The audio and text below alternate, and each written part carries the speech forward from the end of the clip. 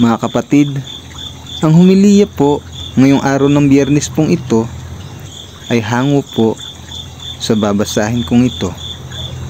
Mateo, Kapitulo 6, versikulo 19 hanggang 23. Ang kayamanan sa langit.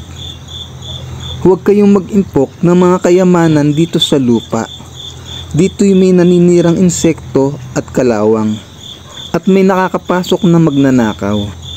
Sa halip, mag-impok kayo ng kayamanan sa langit. Do'y walang naninirang insekto at kalawang, at walang nakakapasok na magnanakaw. Sapagkat kung saan naroon ang iyong kayamanan, naroon din ang iyong puso. Ang ilaw ng katawan. Ang mata, ang ilaw ng katawan.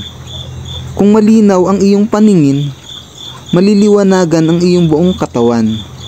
Ngunit kung malabo ang iyong paningin, mapupuno ng kadiliman ang iyong buong katawan.